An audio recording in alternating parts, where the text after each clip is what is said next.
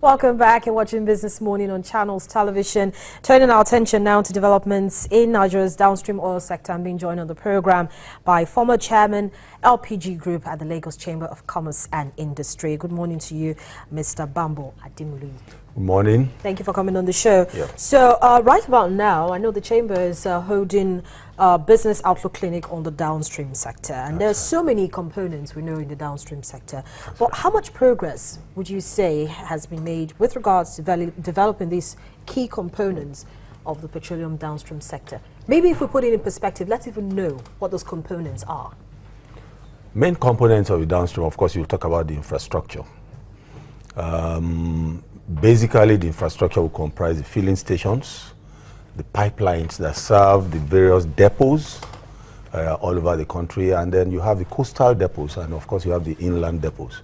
So basically, those are the components of what you call the downstream sector. The refineries, you can't really call them downstream, they are midstream between the upstream and the downstream. But of course, you know, our refineries are down. So we have to import a lot of our product. And of course, again, our pipelines are not what they should be. So again, a lot of trucking gets done. So I would say that in terms of infrastructure, we really are not where we're supposed to be. So progress is still at a very snail's pace. Then absolutely. Why should this business outlook clinic be coming up at this time? What's the significance? What is it that is going to be said different from what already is in public space? Well, this forum is supposed to look at the various aspects that I've talked about and provide solutions. And the solutions that are going to be provided are business model solutions. You see, what any government or committee or nations should be looking for is free enterprise. And free enterprise is what can really give you economic justice. So economic justice, if we want it, we want to look at those components of the downstream sector that will actually give us we want to activate free enterprise to make sure that we can get some economic justice from the downstream sector, which is non-existent for now. It's not been in existence in Nigeria for the past 16 years. Let me ask you a question, and I know everybody was it seems like, you know, you should just record it and just play because everybody keeps talking about it. The passage of the petroleum industry bill. Yeah. How is that going to kickstart or jumpstart the downstream sector? Is it really necessary to have the downstream sector pushed from where it is right now to better heights? It is.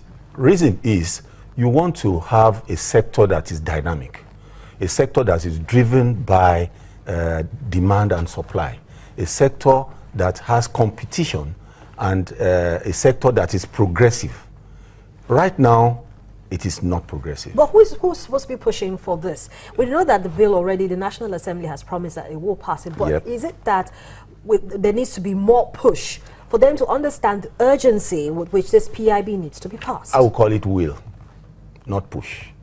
The will of government to do what they need to do. Because once that will is there and the PIB is passed, then the downstream sector is thrown open, is broken. You know, then what NNPC is trying to do now, or the minister is trying to do now, i.e. break NNPC into bits. If the PIB is passed, that will be taken care of in the PIB. You see, you can't have a government of men. It should be a government of laws. And that is what, again, will give way to economic justice.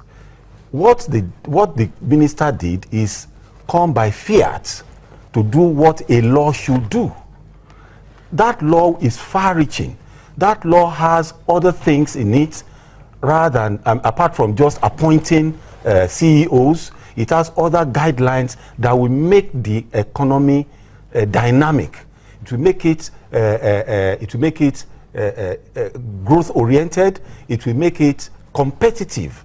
Then, of course, there will be casualties. Because you have people, when there's competition, you have the big boys muscle the young men, and the young men can decide to come together and fight back. But what you find is dynamism. That's exactly what is happening in the telecom sector. In the telecom sector, when they came, we had the intercellulars, we had the multi-links. They are no longer there. The big boys are in town. And they have brought in, wholesale money to ensure that the industry thrives and expands. So why do we have that with regards fuel? Fuel scarcity has become a recurring problem. That's right. It's almost like these days you can't even just hold your breath, because at one point or the other it will surface again. Everybody seems to have different views about the reason why fuel is scarce. What's your own view? My view is that government should just hands off. Again, what the minister is doing is still holding on to it. Presently, it's only an NNPC that has the capacity to import fuel and distribute. That shouldn't be. We know we have a problem with the dollar, availability of the dollar, and so the government is rationing it and making sure that areas of the economy that require it get it. Nobody can fault the fact that petroleum products is a vital aspect of our economy. But it's also another way of promoting corruption, because when you have more companies, aside from the NNPC running this business, you allow corruption to come in. If NNPC alone runs it, there's corruption also, because man, no man then comes in. And I think that is what is happening now. Man, no man comes in, and it's only those people who can reach the minister or know him or know people in NNPC that will get the allocation. So this downstream petroleum product distribution by allocation cannot drive the economy. It cannot. What I expect the government to do, we have so much quantum of dollars for petroleum products because we actually know now how much product we need. Since there's no longer the deregulation days where people just bring product into Apapa and then take it back and collect money and all that. All that is not happening anymore. So we actually know what our needs are. Share those needs, share the dollar requirement for those needs to the industry. There are three major groups that I know. There's the MOMAN, there's DAPMA, there's IPMAN. Those are major groups. Share the money to them. Let them go and worry about how they get the product in. And then you then worry about regulating. And when I say regulating, I don't mean PPPRA regulating. I don't mean PEF, because nobody actually equalizes Omo or Indomie noodles. Let the economy drive itself.